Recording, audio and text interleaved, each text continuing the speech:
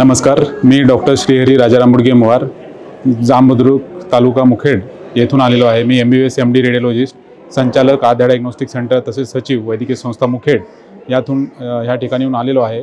आणि खरंच मला आज खूप आनंद होत आहे की मी महाराष्ट्र आयडॉल 2025चा पुरस्काराचा मानकरी ठरलेलो आहे।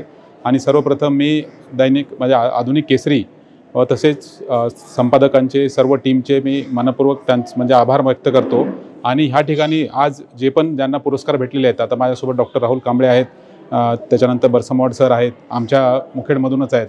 खरंच खूप अभिमान वाटत आहे। आणि सर्व ज्यांना आज सत्कार मूर्ती आहेत किंवा ज्यांना पुरस्कार भेटलेला आहे त्यांना माझ्यातर्फे व माझ्या कुटुंबियातर्फे मनपूर्वक त्यांना मी शुभेच्छा देतो।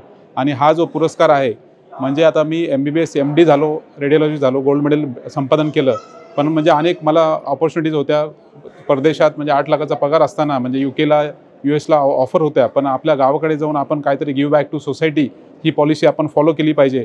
आणि कोरोना काळामध्ये आपण जी आम्ही सुविधा दिली किंवा गरिबांना आपण जी सोय दिली, आमच्या इथे डिजिटल एक्सरे किंवा सोनोग्राफी करण्यासाठी नांदेड जिल्ह्याला जावं लागायचं आणि एक सोनोग्राफीची पण सोय आमच्या मुखेड तालुक्याला नव्हती, ती भरून काढण्याचं काम मी केलेलं आहे। आणि तेवढंच नाही तर जवळपास 2 ते 3 करोड रुपयाचं एक्सरे असेल, सोनोग्राफी असेल आणि CT स्कॅन असेल, हे आमच्या जनतेला त्यांना मोफत करून देण्याचं काम या ठिकाणी मी केलेलं आहे।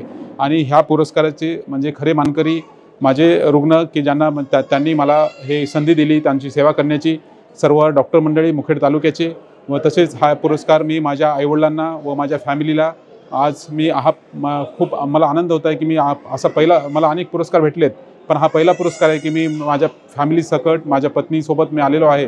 तर तिचं पण खूप मोठं असं श्रेय ह्या ठिकाणी आहे, सौ अनुषाचं। तसेच माझी मुलगी आद्या, तिच्याच नावाने हे डायग्नोस्टिक सेंटर सुरुवात आहे।